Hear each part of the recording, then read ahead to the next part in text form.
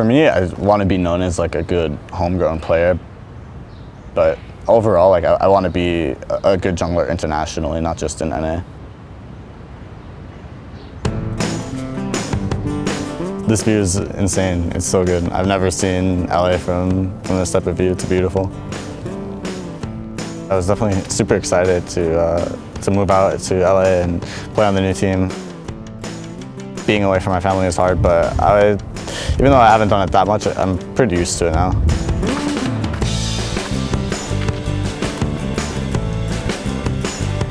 I grew up in a small town in Minnesota, Golden Valley, Minnesota. I had a lot of my close friends and went to school there.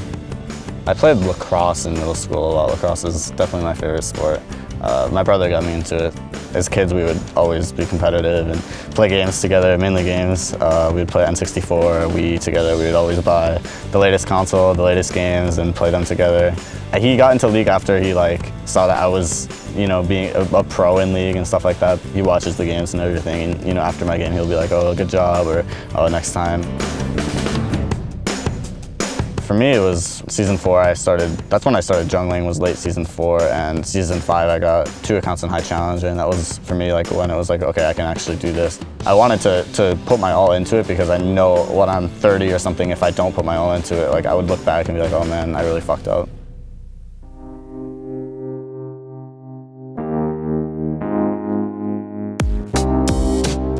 I was on Team Imagine last split, around right when I joined. I had 3 really high solo queue accounts, so pros respected that. They went against me in solo queue and they're like, oh, he's a good solo queue player. I think Dominate made an AMA and he's like, oh, Moon is the best non-LCS jungler that I've played against in solo queue. And I remember I played against him and he added me after and he's like, hey, can you give me some solo queue tips and stuff like that? And I'm like, yeah, I'll trade it for your pro experience.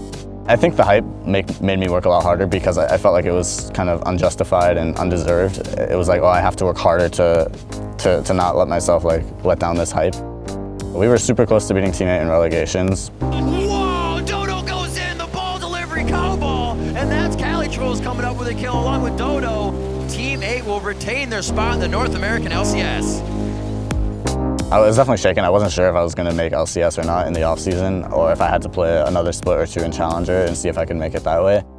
I wanted to go to Korea with Selfie, who was going to be our mid laner on Imagine. I had never been out of the country before Korea, so I expedited my passport for 2 days because I didn't have one.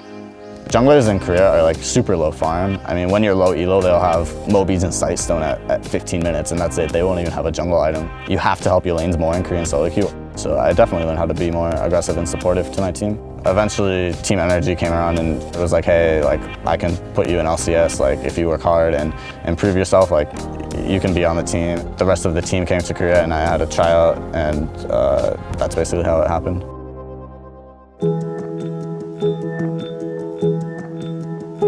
Playing with a lot of veterans is definitely overwhelming sometimes. There's a lot of things that they just, for them, is super basic and oh, you should do this in this situation. And I'm like, oh, I didn't know that. I would say the team's goal is we have to be top 3. If we're not top 3, we're failing. To have that oh, we must be top 3 or it's a failure is definitely a lot of pressure on me. Every year there's a couple of new homegrown players that are really motivated for the win. I would say it just comes down to that, how motivated they are. There's a lot of challenger players that have the talent and they just don't work hard enough. For me, if I could tell myself something when I was in Challenger, just keep working hard and make LCS, because when you make LCS, time goes by way faster.